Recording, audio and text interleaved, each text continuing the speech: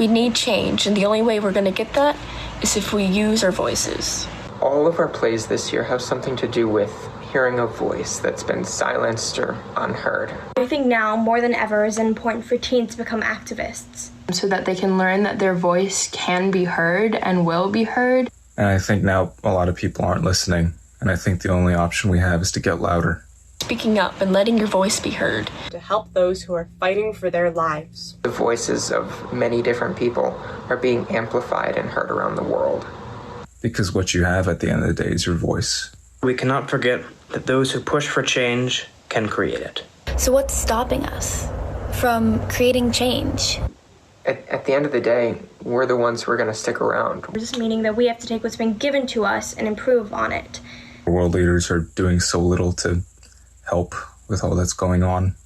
When I wrote No Authority, the second play in the lineup, George Floyd was still alive. I considered the show's story of the success of a group of student activists to be important for the day, but I could not have anticipated the events of the next few months. I'm sort of thinking now what happened before all this legislation, what happened before all these rules and all these loopholes and hurdles that we have to jump through. Whatever happens now, we're the ones who are dealing with it 10, 20 years in the future. But we're utilizing what we can with our generation's tools to make it the best that we can be. And right now, all we have is our voice. And I hope right now that you're using that to be as loud as you can to make sure that people hear when they don't even want to listen. And if we do nothing, we are complicit. Voices and the teen community in general represent a very wide array of opinions, and as a company we thought it was very important for us to share our opinions with you. Whether or not you empathize with them, I hope you learn something about how the teenage population feels about this crazy, chaotic world that we're inheriting, and that we're inheriting with open arms nonetheless. And now I hope you enjoy New Voices, and before that, a quick announcement from me and my fellow program leaders. Thank you. Hi, I'm Sabina, Student Program Leader of New Voices. I'm Ella, Co-Student Program Leader. I'm Joe, Student Program Leader in Training. I'm Camelia, also Student Program Leader in Training. And we're here to tell you about the unique process behind the show that you're about to see here today. New Voices is a one-act festival composed of plays written, designed, directed, stage managed, and performed solely by our peers. Each of the 4 plays they are about to hear was written in response to questions about challenges that our peers faced in their communities. But New Voices is more than that. It aims to build a space that transfers creative power to teenagers, enabling us to channel experiences into meaningful performances. During our frenzied 1-week-long rehearsal process, it was really cool to see every member of our company rise to the occasion of finding their unique artistic voices. I personally think it's really important, especially considering the events that are going on in the world today, that students have an open-minded place to develop strong opinions about the challenges that life may throw at them. We got to watch people who would otherwise be labeled as just kids become poised and dedicated professionals. The passion and energy that flowed through our collaboration and independent thought was mind-blowing. At New Voices, we really aren't grades or ages apart. We're partners in a profession that's remarkably suited for our generation. We're partners in storytelling. And tonight, we're going to share some real special stories with you. So, without further ado, we'd like to present New Voices Unmuted. Thanks for watching and enjoy the show!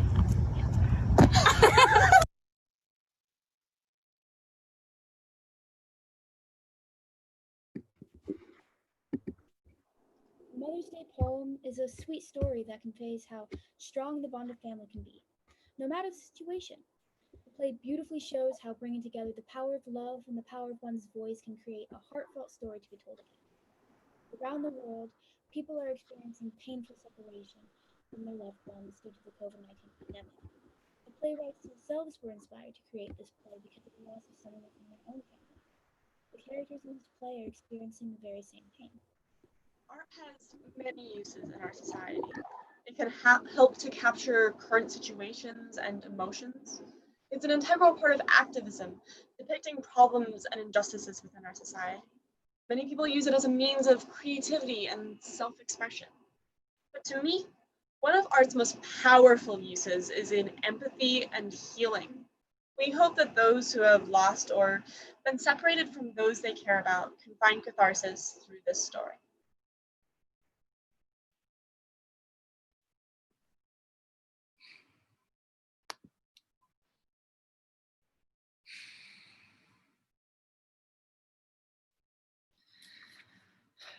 Dear Mom, forever, an adverb, 3 syllables long, and also a Drake song.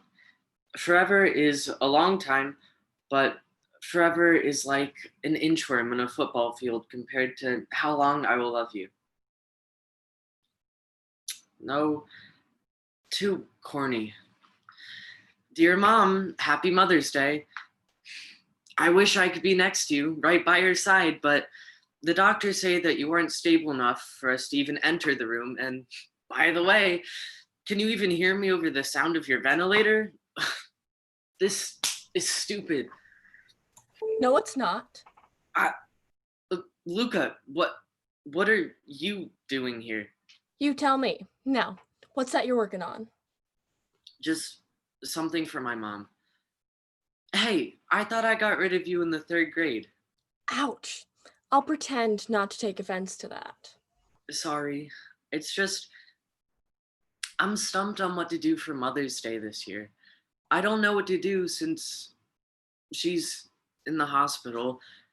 Our tradition is usually for Harper and I to treat Mom to Sandy's Diner and then go to the park and lay out a picnic. We'd order burgers, milkshakes, and split a large fry. Or is it fries? I don't think anyone really knows. Chocolate or vanilla? Chocolate, all the way. Still? You monster. Wow, the trees are killing. How's the poem going along, little man? It's a letter. Actually, as of now, it's nothing. Whatever, bud. I still think you should write a poem. What would Mom say? You have a gift and you should use it. Yada, yada, yada. I'm serious. Because thou art the Shakespeare of the family. You're the Shakespeare of the family. Okay. I'll work on it. Well, you better work on it fast. After my shift, we're going to go see Mom at the hospital. Is she conscious? No, she's still on the ventilator. But the doc said it would be nice. Something about she might be able to hear us. Oh. Okay. And who is it I thought I heard you talking to? Nobody. Nobody. Really. Sorry? Yeah, you've said that already.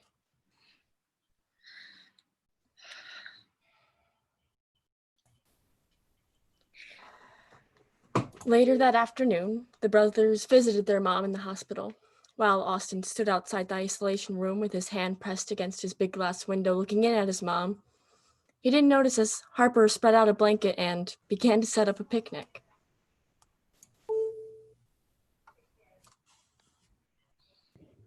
You remembered. Of course I did. 2 burgers from Sandy's Diner and 2 chocolate milkshakes. Only 2? Aw, nice of you to think of me, but worry no more. Fun fact, imaginary people don't need to eat. Oh, honey, your mom doesn't need to eat. See that over there? It's a feeding tube. It gives your mom all the nutrients she needs. Feel free to talk to her. She won't be able to respond, but medical studies show that there is a chance she can hear you. Hey, Mom. I wrote you something. It's not my best work, but I tried. I know you like it when I write, so here it goes. To you, I applaud, for on me, you have never quit. A hug, a kiss, a nod, I felt your love every minute. Chocolate milkshakes from the diner and long walks at the park. I couldn't have asked for a mom that is finer. You've been my light in the dark. So, in this hospital as you lay, I will be by your side. To the angels I will pray that to home they'll guide.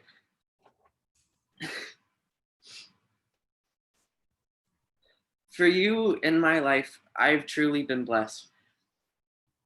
I'll love you forever. in this world or the next. Happy Mother's Day, Mom.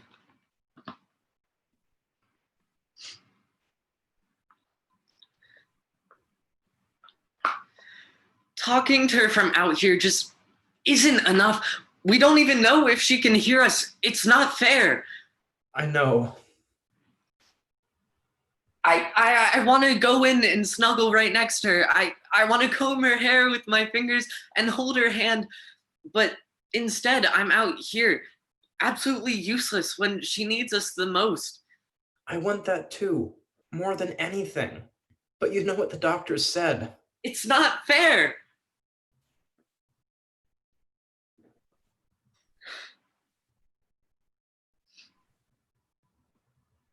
It's not fair.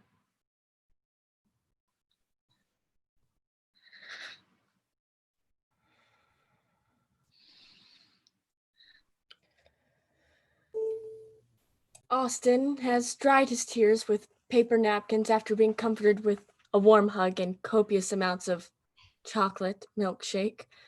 Now the two brothers are back at their hospital picnic blanket, eating their burgers and sharing their large fry. Or is it fries?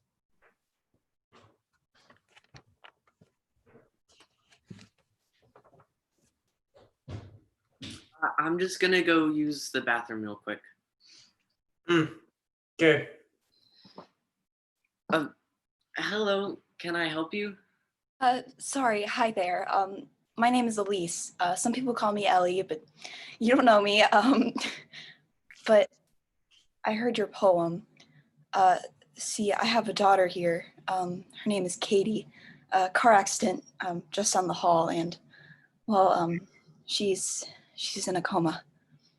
I'm so sorry. Yeah, well, well, your poem really touched my heart. It's my first Mother's Day without her. And I mean, she's still here, so, but it's just not the same. I understand. Well, would you like to eat with us?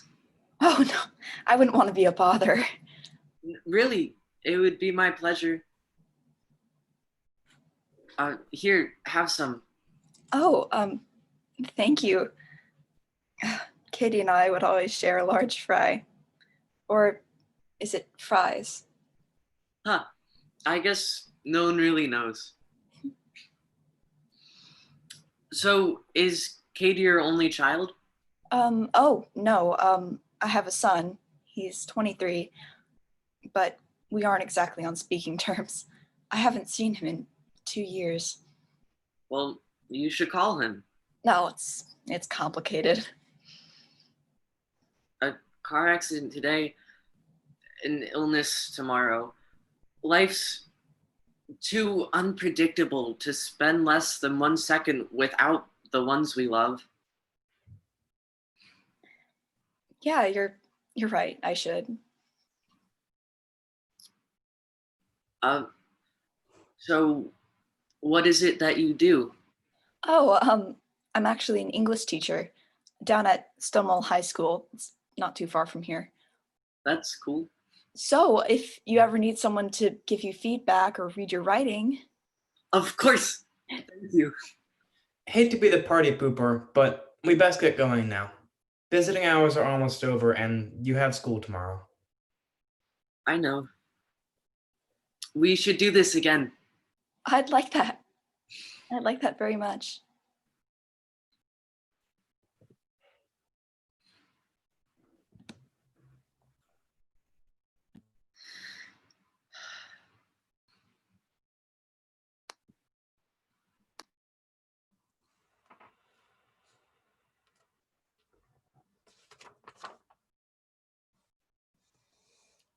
That very evening, Austin's words were heard by more than just his mom.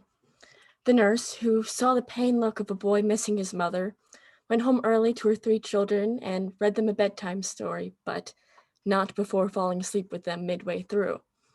Elise would pace by her phone exactly 37 times before finally calling her son, who she hadn't spoken to in 2 years. Harper would take off his afternoon shifts once a week to treat Austin to Sandy's diner, where they would talk for hours upon hours. And as for Austin, let's just say forever. An adverb, 3 syllables long and also a Drake song. Forever's a long time, but forever's like an inchworm in a football field compared to how long he would continue to write. Just like his mother told him to.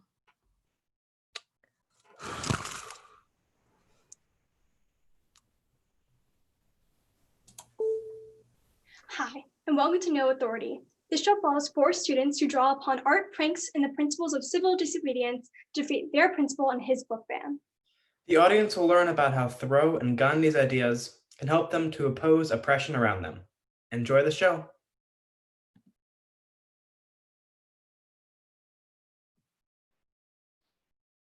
Scene 1.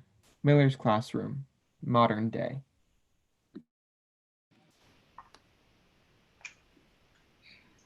Attention students, this is Principal Beatty speaking. In order to improve the quality of learning in Warren Harding High School, the administration is introducing a new policy to limit the consumption of certain texts. These problematic publications cause confusion and disrupt behavior when read. These texts are obsolete and irrelevant and waste time of students. To that end, possession of a particular set of books will henceforth be actively discouraged on school grounds. The security team led by Mr. Hall has the list and will be ensuring that the new rule is followed.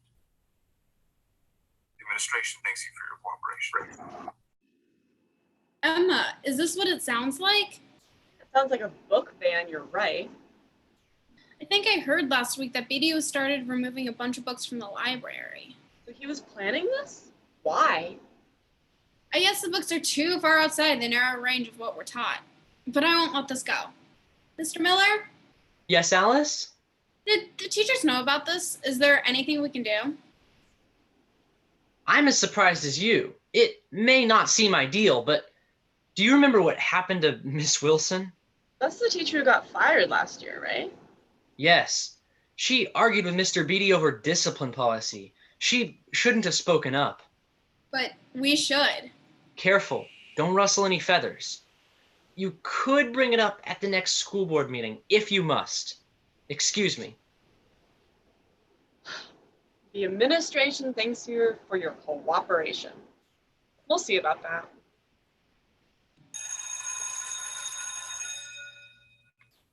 Wait, but I don't know either.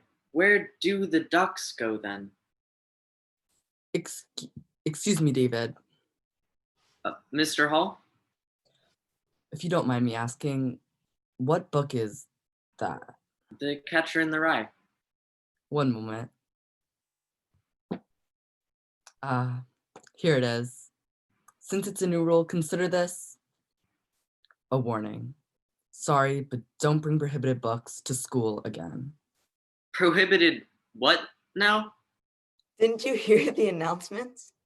I was reading. What's going on? Our illustrious principal has decided to ban several books. Judging by Mr. Hall's list, it's a lot of them.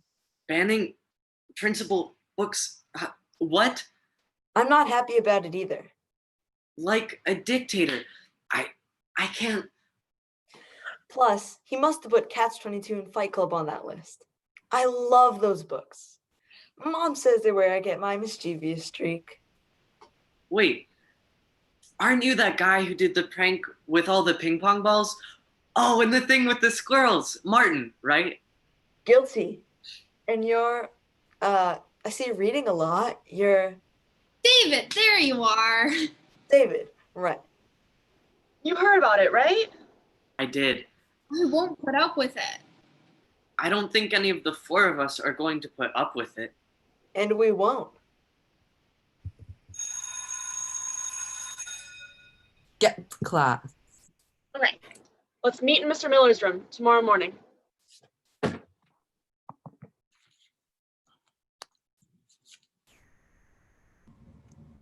Scene 2.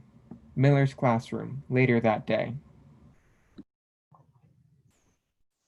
Excuse me, Mr. Miller, may I speak with you for a moment?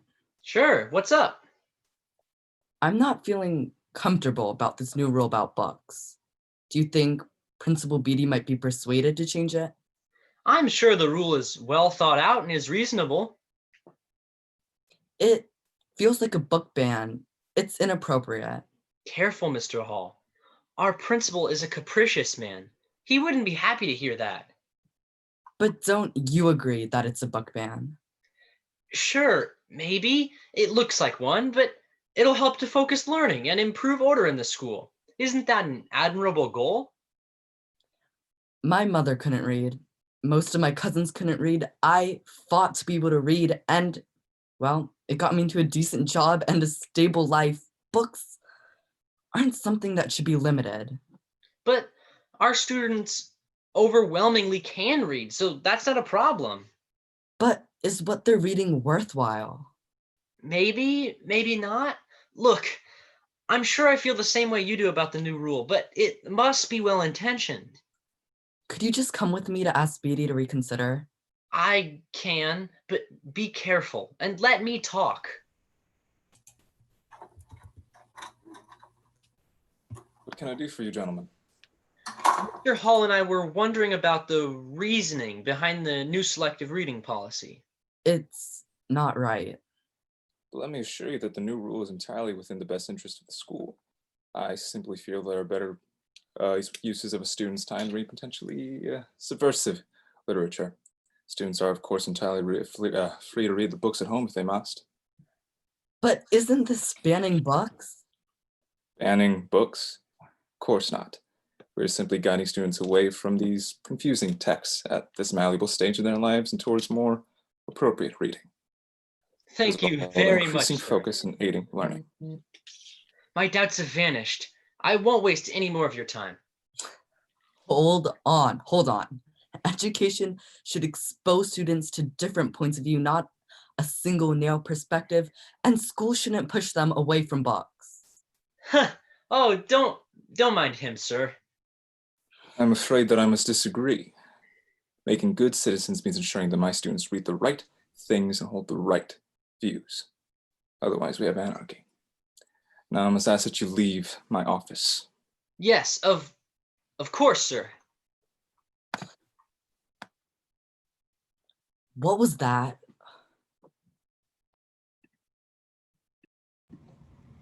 Scene 3. The students' homes, that evening.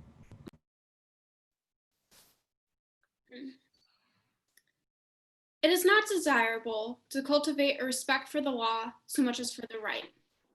Law never made man a whit more just, and by the means of respect for it, even the well-disposed are daily made the agents of injustice. The writings of Thoreau are probably on Beatty's list. He'd say that they encourage disrespect for authority. The list is going to grow and be more strictly enforced. He's put books on there that encourage readers to question the world they see. That's the point of school, isn't it? But no, Beatty has to preserve his authority. He has to suppress any dissenting thought because he knows that he is in the wrong. What was it that Gandhi said? Non-cooperation with evil is as much duty as cooperation with good. Oh, it is so on. Last week, I went to a random garage sale again, and I only got 6 books this time, so that's more restraint than usual. I don't know where to put them now. I probably have almost every book on that list. Actually, I think I have multiple copies of some of them. These books are how I connect to the world, but I know most students aren't like me and have probably never even heard of some of these. Luckily, if anything can make students interested in a previously unpopular thing, it's connecting that thing to rejecting authority. Would Eve have wanted the apple of knowledge if it was not forbidden? They'll want to read now, and I have plenty of copies, and I know where to get more. My Cedar Street mural, the Women's Shelter mural, and selling my painting designs at protests. What do these have in common with these books? Well, they're about positive change, seeing as the world not as it is, but as it could be. I have faith that my friends will find their own ways to protest, but will we get the students to rally behind a person or an idea? An individual's philosophy or a symbol? A symbol in the literal sense. Every major movement has rallied behind a symbol. Chavez had his eagle, anti-nuclear had the classic peace symbol, and countless others have used the raised fist. A symbol is an emblem of a fight capable of continuing with or without its leaders. And if the students keep seeing a symbol for what's happening right underneath their noses, they won't be able to forget the stench of the actions. Speedy has made the past bleed. Of course David thought of my squirrel prank first. That was one of my best, among the ones I got caught for. I mean, they don't know that I was the one who hacked the announcements, or that I put the heat-activated pink dye in the football uniforms. But I read too, and even if I didn't, I'd have something to do about this. Beatty has been, well, a tyrant for a long time, and all that's happening now is that he's getting too confident in his power. The thing is, everyone's afraid of him. His punishments are legendary. I can attest to that. He's like a vengeful god to most of the student body, so nobody has the guts to question him. What if he wasn't so terrifying? What if, when the students look at him, instead of thinking, I'd better stay out of his way, they'd think, remember when he looked ridiculous? If the people do not fear the tyrant, how can his rulings be enforced? Scene 4. Miller's room. Next morning. Okay, everyone. What's the plan? And what's in that bag, David? 60 pounds of contraband. I'll explain in a minute. Okay. So Beatty thinks he has the power to make us comply, but he doesn't. Authority is based on the willingness of people to follow directions. So without that consent, there is no authority. And no matter how we may try to force compliance, if his rules are not followed, there are no rules. That's what I was thinking. That's what this is for. Look, To Kill a Mockingbird, Looking for Alaska, The Kite Runner, A Wrinkle in Time, several copies of nearly every book I've heard is on the list. I see where this is going. Yesterday, a few guys wanted to know which books I thought were the best to pick up. I told them I'd give them my favorites today. And there must be more students interested. Today, to not read is to be on the side of the administration, and no one wants that. Reading has become rebellion. Nothing could have increased the demand for books more than banning them. We just have to give our peers what they want, and I can handle that.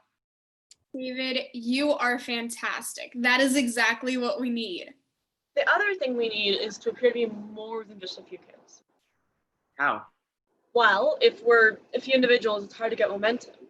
We have to make it clear to everyone that we represent something larger, that others can follow. This is how we can do that. So now the people have an idea to get behind instead of individuals. Perfect! I have more. And the JPEG so we can make more copies. We can cover the hallways with this symbol. So, the plan is to distribute the banned books in direct defiance of the rules while our banner reminds everyone of the movement? Makes sense. But here's the problem. Beatty is terrifying. Will the people be able to risk his wrath? That's a good point. I've seen the look of the faces of the most determined troublemakers when they get down to him. You included. He needs to be less scary. He should be an object of ridicule and amusement instead of fear. Meaning? I can make him that way. The plan is already in motion. Oh no. Don't tell me. I won't. I prank alone. You'll know. What's up over here, everyone? Oh, not much, Mr. Miller. Oh, that's a big bag. What's...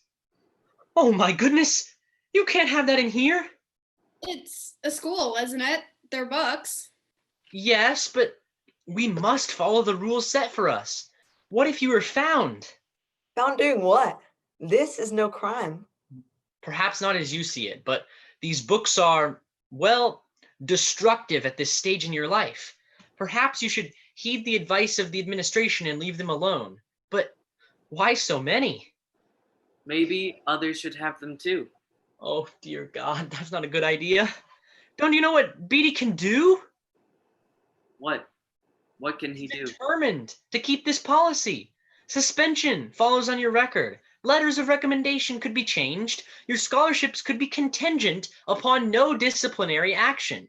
David, Alice, you're seniors. Just wait a little longer and Beatty will be behind you. He could even push for revoking college admission. My scholarships would disappear. I can't go without them. I can't let that happen. David, no, you're the bookworm among us. We have to fight the ban. But there's still consequences I hadn't realized were there. It's too big a risk. You are as angry about this as the rest of us. You know it isn't right. We can't stop now. Just keep the books. I'm sorry. Good. Let him go. If he can't, he can't. We can keep going. We still have the books. Alice?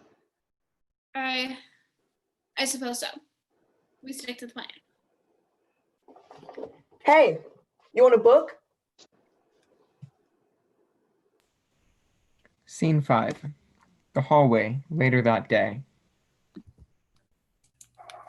Attention students.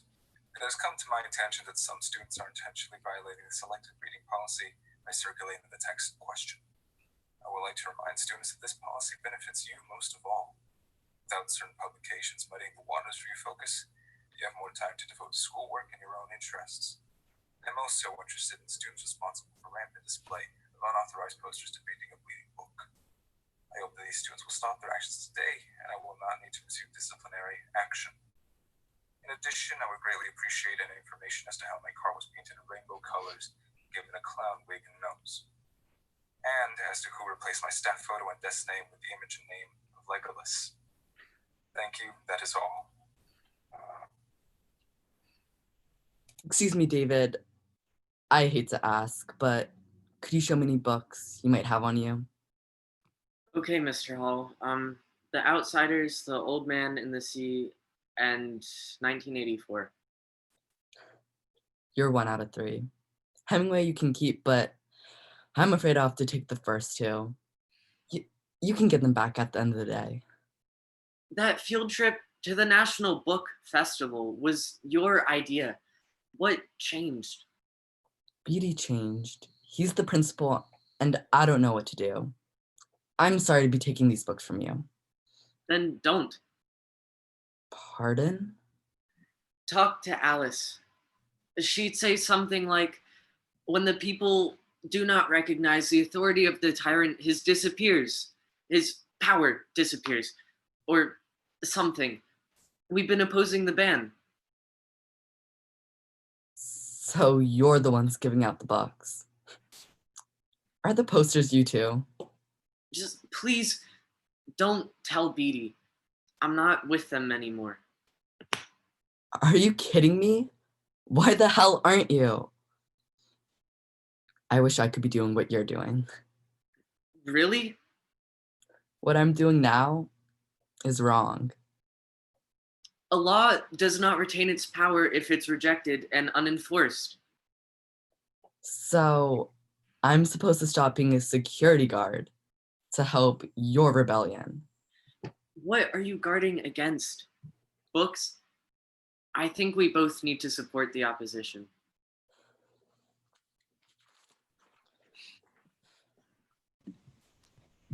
Scene 6. The hallway, that night. What are you doing here? Helping. I'm back, and Mr. Hall's with us now. Wow. As much as I fought with Hall, he's a good guy.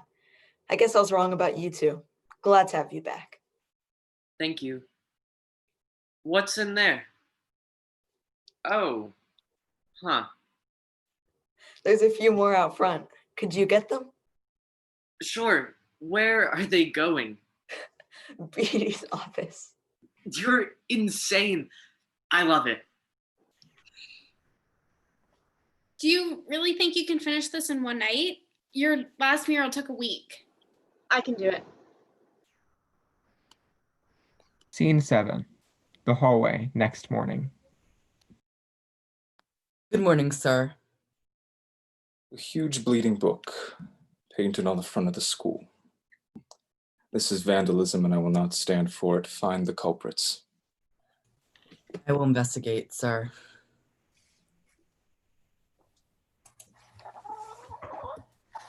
Ah!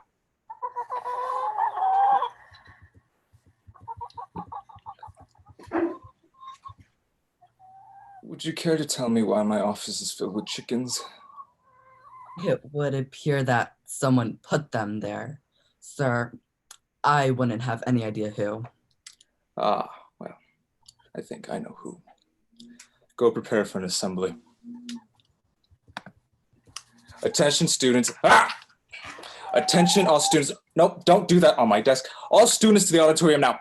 Get out of my office. Scene 8. The auditorium.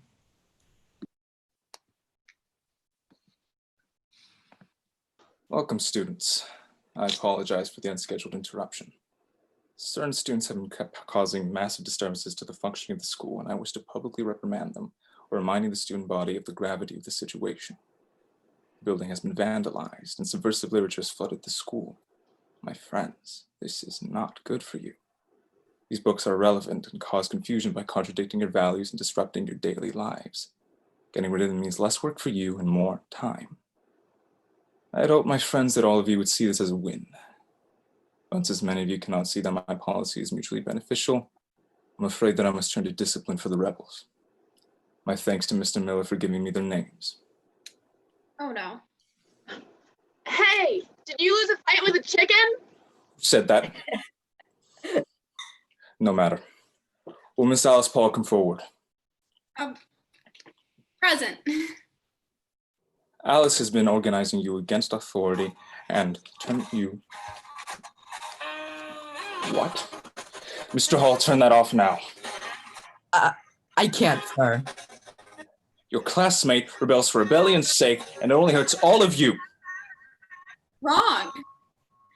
I oppose you for trying to control how we think to create obedience, but we are going to read despite your control. Most students have banned books with them right now.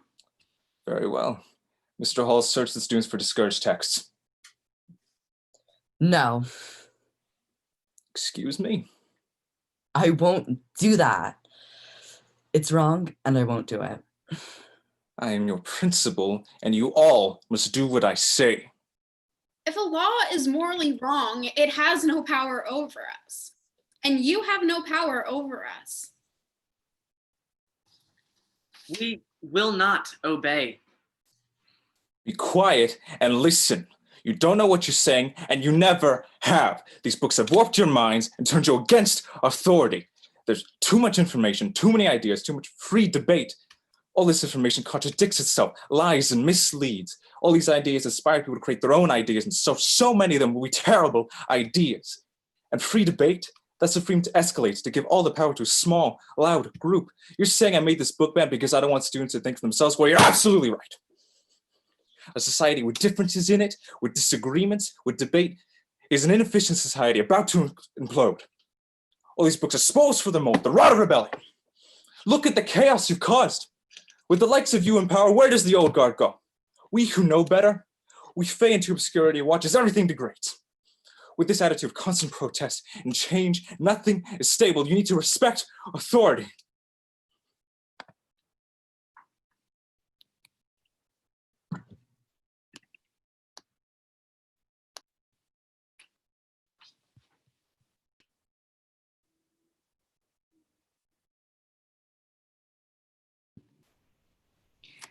The show you're about to watch is a piece titled Reflections by Emma Taussig. We are always taught that we are our own worst critics, and that notion is reflected in this show. This story centers around the main character, Eliza, and her reflection with whom she is constantly at war. Eliza's reflection embodies harsh self-criticism throughout the play and is a look into how society and the media condition people to critique and compare their bodies. Eventually, Eliza finds her voice and begins her journey towards feeling confident in her own skin. Whether it's the voice inside your head, someone in your life, or even society itself fueling your insecurities, we hope that this presentation empowers you to continue on your own journey towards embracing who you are and becoming comfortable in your own skin.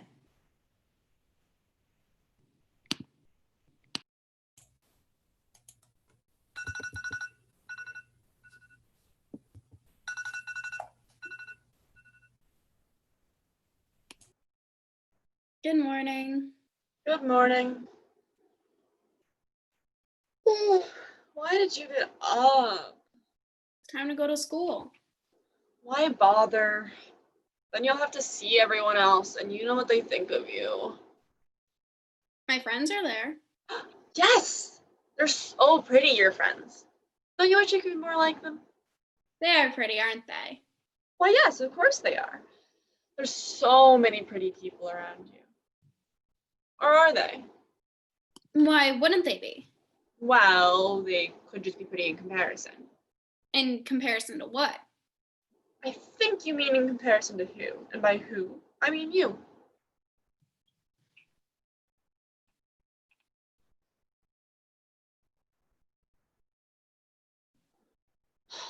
You're really wearing that today.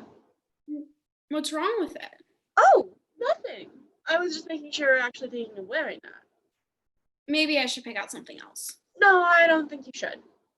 I don't think anything else will be much of an improvement. Oh. Jeannie looks so good in pants like these. Don't you wish you looked that nice in pants like these?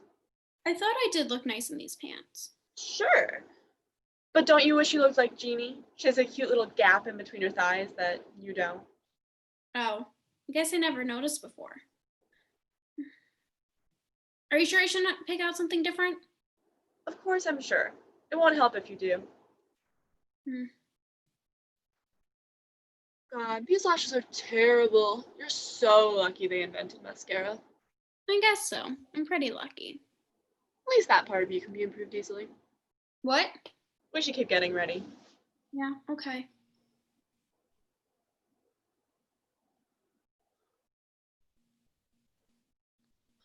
Have a good day at school. Thanks.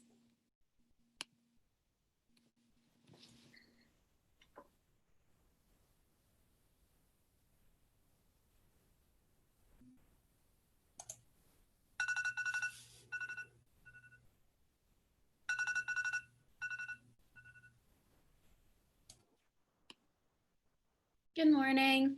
Good morning. How was your day yesterday? It wasn't that great, actually. Oh, really? Why? Well, Jeannie was wearing pants, like the ones that I was wearing yesterday, and you were right, she does look really nice in them. She does. And my mascara started to flake off by fourth period. You know how it does, collecting right underneath my eyes? Made it look like I haven't slept in weeks. Maybe you should put on some concealer today. You don't want to look like that. It's not attractive. Yeah, you're right. You know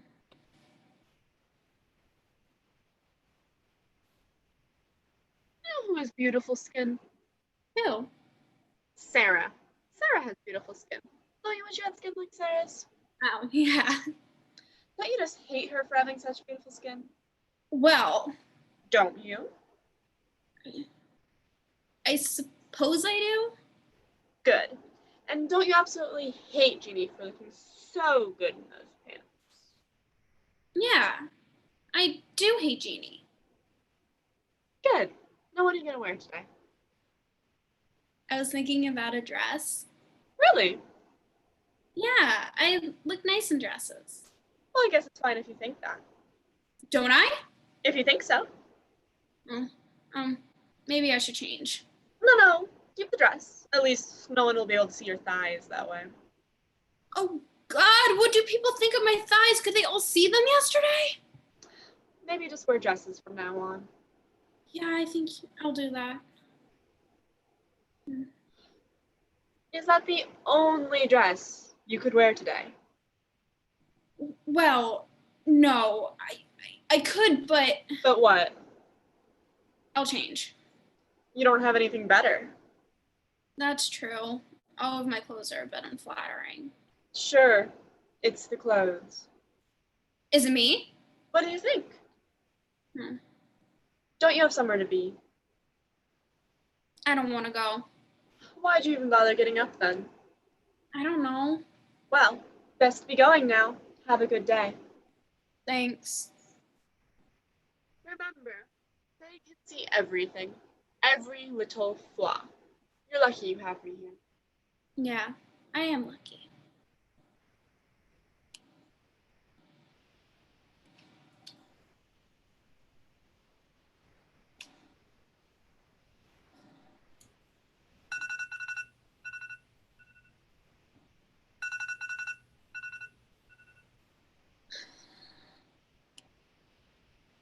Good morning. Good morning. No makeup today. I don't think it's helping. That's true. I guess it'd be hard for anything to help, really. What's that supposed to mean? It's just that, all your friends are so pretty. There really is no way for you to compete. Do you mean that? Of course I do, Eliza. I would never lie to you. Not like those kids at school. I'll only ever tell you the truth. Am I ugly? Aww. You don't know that already? You need me to tell you? No, please don't. Why don't we get dressed? I don't think I can. Of course you can, silly. You can't very well go to school naked, can you? I don't think I could go to school either. You have to. What do you think people will say if you don't show up? Will they just think I'm sick? No. No, they won't. They'll think you're too scared to show your face at school. They notice these things. After all, everyone is always watching. They're always watching? Do they notice that my legs don't look as good as Jeannie's? That my skin isn't as beautiful as Sarah's? Of course they do. They just don't say anything. That's why it's good you have me here to tell you. I guess so. You guess so. It's good you're here to tell me what I'm doing wrong.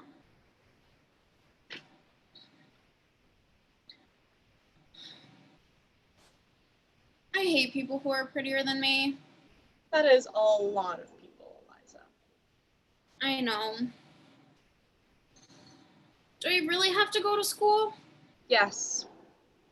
And you should go now, or else you'll be late. Well, people notice if I'm late. People notice everything. Don't you know that? They're all waiting for you to slip up. I see.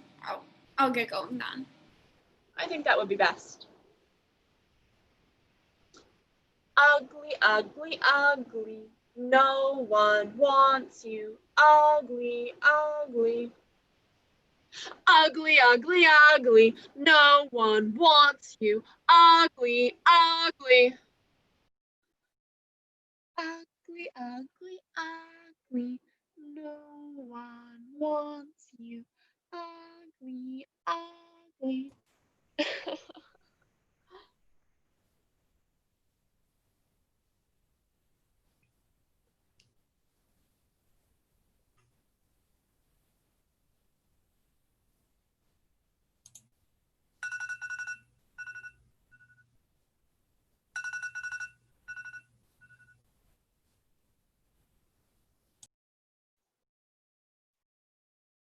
Wake up, Eliza. It's time to get ready. Are you feeling sorry for yourself? You know you don't deserve to feel sorry for yourself. Come on now. Get up. Eliza? I don't want to do this anymore. What are you talking about? I don't want to get up, I don't want to get ready, and I don't want to go to school. Stop being such a stupid baby, Eliza. You're so immature. I don't think I care anymore. I don't understand why you think I'm so ugly. Oh. No. It's not that I think you're ugly. It's that you are. Am I? Do you hate me? The way I'm supposed to hate Sarah and Jeannie. Am I ugly? Of course you are. I'm not lying. I never lie about that. You're ugly. Repulsive. I don't think I care anymore. Of course you do. Everyone cares about their looks. Even you? No, I care about your looks. After all, we're the same. We're not the same. Yes, we are. We look the same, act the same, are the same. Are we both ugly then? Well, you're ugly. Well, then aren't you too? So you're admitting it. You're ugly then. Well, maybe. But if I do, then you have to as well. Why would I ever have to do that? Because we're the same. Not that way. And why not? Because you care. And you don't? Every day you tell me how to dress, how to look, how to act. Don't do that, Eliza. Don't look like that, Eliza. Why do you have to be so ugly, Eliza? I think you care more than I do. I am just trying to protect you, Eliza. You know what everyone will think of you otherwise. Why should I care what they think of me? If you don't listen to me, they will tear you apart. I am helping you here, Eliza. Can't you just be grateful? No, you are not helpful. You are cruel. You hate me. You hate that I am more than just beautiful. No one is ever more than just a pretty face. Well, I am.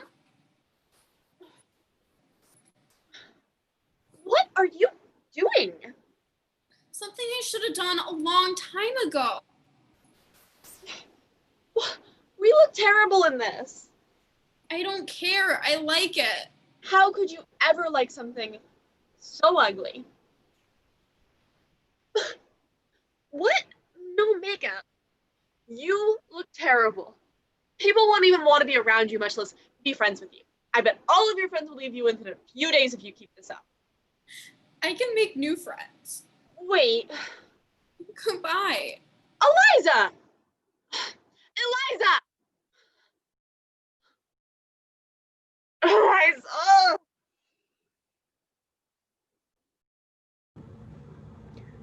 A Thanksgiving gathering, a secret to be told, and a message about the importance of family. What could go wrong? Betsy Zobler captures the essence of a common experience and brings it to light with a comical twist in A Thanksgiving Surprise.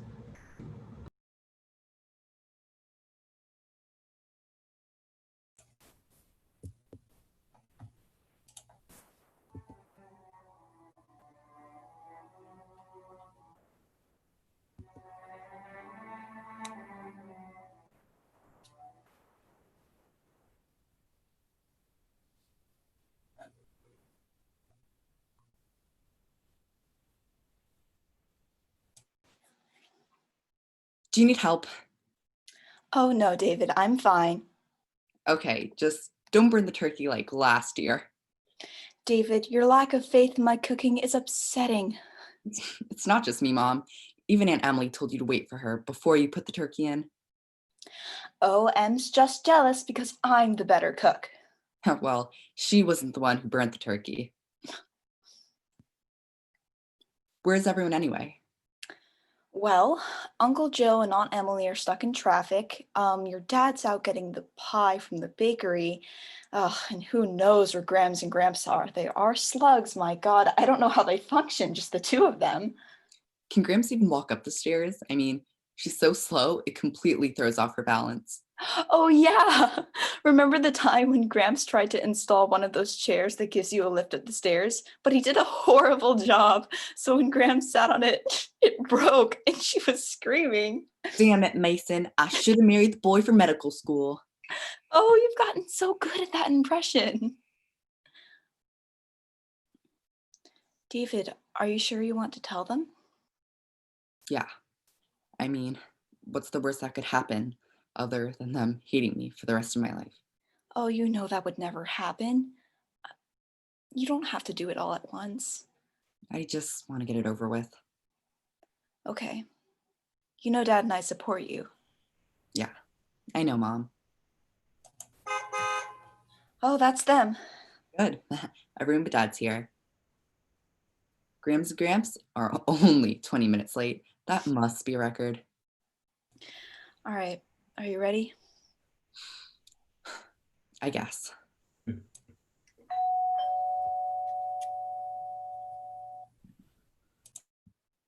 David, how are ya? What is that smell, Janine? I think the turkey's burning.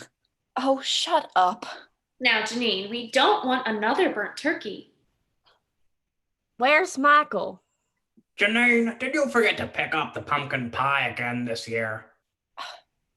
Yes. Anyway, go sit. I made some gourmet butternut squash puffs.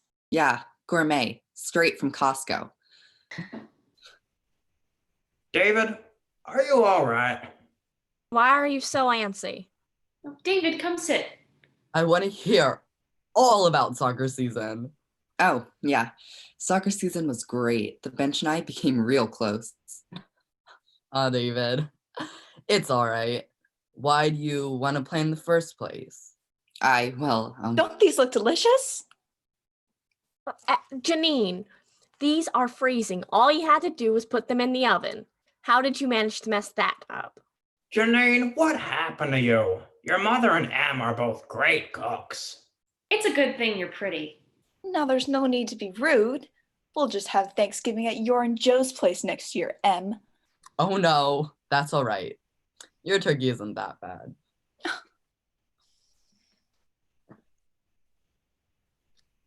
Behold, I come bearing pumpkin pie. Good. Dad's home. Now Thanksgiving can really begin.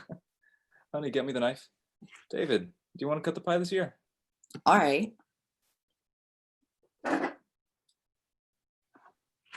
Gramps, you start. Sure, well, let's see. I have lots to be thankful for, but since I'm 75 and I've exhausted all the cliches, I guess I'm thankful that Grams didn't kill me when that chairlift broke. Well, I'm certainly thankful the boy from medical school never got married. I still have a chance. Okay, my turn. Thank you. I am grateful that Janine hasn't burnt the turkey yet. Well, I'm thankful that Em and Joe will host Thanksgiving next year. Come on, ladies. Play nice. Oh, thank you. Go ahead. I'm thankful Em is a better cook than Janine. Just gonna say it right now. Hey. Okay. Thank you, David. I am thankful that the bakery called us to pick up the pie. Thanksgiving just wouldn't be the same without starting with the pie first. No, you're right, Michael. You've always been so thoughtful. At least Janine picked the right husband. Maybe the only smart thing she's ever done, but at least she made one good decision. I'm definitely the best thing that's ever happened to you. Very true. David, you didn't go yet. Oh, yeah, right. I'm thankful to have such an accepting family. What do you mean? Well, you guys will always support me no matter what, right? Of course, David. What's this about? Are you trying to tell us you got another D on your math test? Do you want to join the cheer squad so you can still go to the soccer games? I totally support that. Guys, come on. Keep going, David. You got this. Well, there's something I've been meaning to tell you guys, and I'm not really sure how you feel about it.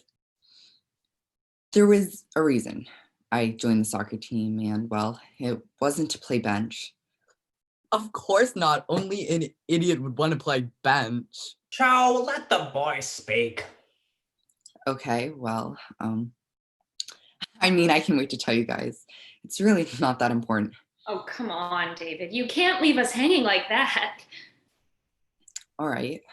Well, so I joined the team because, well, there's a guy on the team that I liked. I think I'm gay. You think or you know?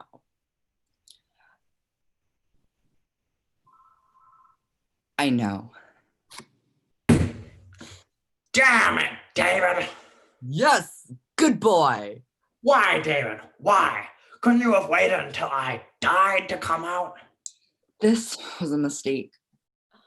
Mason, I told you not to bet so much money. You were the one who said I'd die before he'd come out. Well, why'd you have to listen to me this time? Hand it over, old man. $100. What's going on here? Emily, you shouldn't have married him. This hurts, Joe. It really does. Sucks to lose, doesn't it? What did you lose? Are you guys forgetting that I was a part of this bet too? No, but I won. No, you didn't. I said he'd come out before Christmas. You said he'd come out within the next year. So I win. Oh, good. I'll take my 100 back, Joe. And I'll take 100 from each of you. Wait. Did you guys seriously bet on when I would come out? Yes. You're all so insensitive. It's okay. David doesn't mind. You don't know how David feels. This was really hard for him to do. You can't just bet money on things like this. Ah, did he tell you two he was gay first? Of course, we're his parents. David, how could you tell your parents first? What about me? We're soccer bros. You've never even played soccer with him. Yes, I have. When? When he was 7. That doesn't count. It really doesn't count. Yeah, it doesn't I count. live in another state. I can't It's believe really it. emotional for Last time we David. saw him was last Your Thanksgiving. gambling addiction, Mason. I mean, my goodness. Well, David, I'm proud of you. We're all proud of you, but your timing could have been better. Oh, you're right. Next time I have something important to tell you guys, I'll make sure it's an appropriate time. Just for you, Gramps. What about me? God, Joe, you're such an idiot sometimes. How long have you guys known? Forever. How? Well, in middle school, you absolutely loved Chris Hemsworth. We always caught you looking at pictures of his abs on your computer. Plus, we just sort of had a feeling, you know? Oh, so you aren't mad? Of course not. How could we be mad at you? I don't know. It's sort of weird What's weird? being gay. I told you being gay is weird. Nobody. It's just, I always thought that guys were supposed to like girls and girls were supposed to like guys. Well, some guys are supposed to like guys, and some girls are supposed to like girls. David, being gay is not weird. Your sexuality doesn't define who you are. It's just a part of your identity. But everyone's just gonna think of me as that gay boy now. Well, then that's their problem. You're never just a gay boy. You like guys, so what? But what about prom or homecoming? I don't think two guys have ever gone together. So you'll go with a guy and you'll change things. Plus, who says you need a day for prom or homecoming? Says the guy who never had one. Oh, good. He's just as sarcastic as ever. Clearly coming out didn't change you. What a relief. You guys really aren't mad. Well, I'm mad. I just lost $100 because of you. Me too. But if I'm gonna lose $100, I'm glad I lost it on you. I'm not. Guess your Christmas present is gonna be $100 cheaper this year. Gee, thanks, Joe. I'm so lucky to have such a great uncle. I'm just messing with you. I'm really proud of you, David. We all are. You truly are a great kid. If I were a boy, I'd definitely date you. Oh, okay. Can we eat already? I'm starving. Look how delicious this non-burnt turkey looks. I'm really proud of you, Janine. Really proud. This turkey looks delightful, Janine.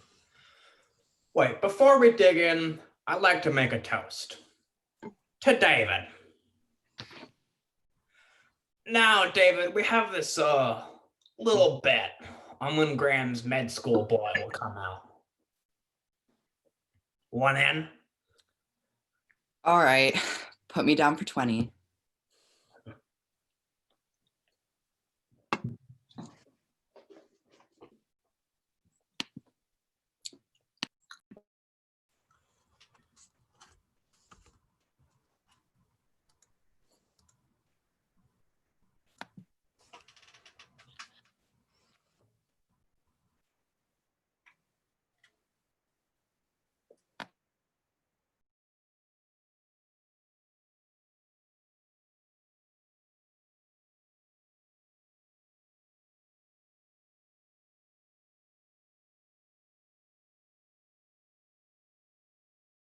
I don't get it. Oh, Whatever. right. It's Yeah. fine. At the end. Yeah. Right? Yeah. Me. Sure. Ella. Joe, Cam, Joe. It's too hard. What if we got a little closer, but two of us stepped forward, so we're like staggered? Yeah, so it's like a triangle.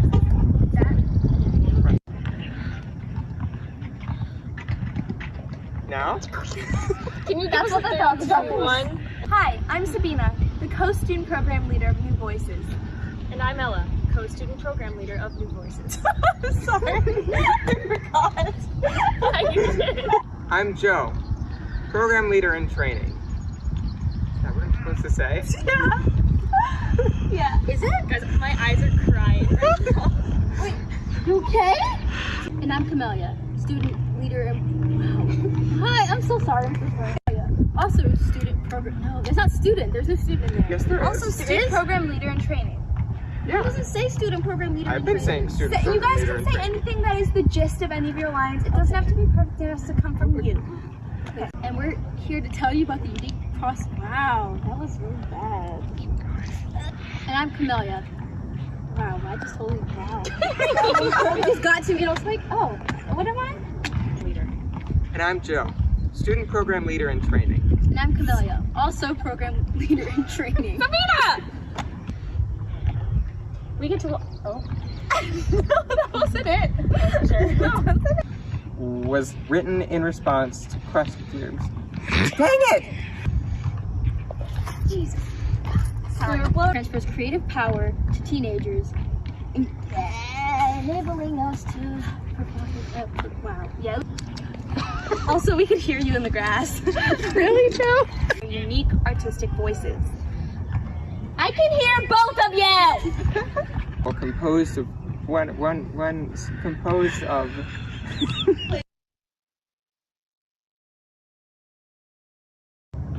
Yay! Thanks for watching and enjoy the show.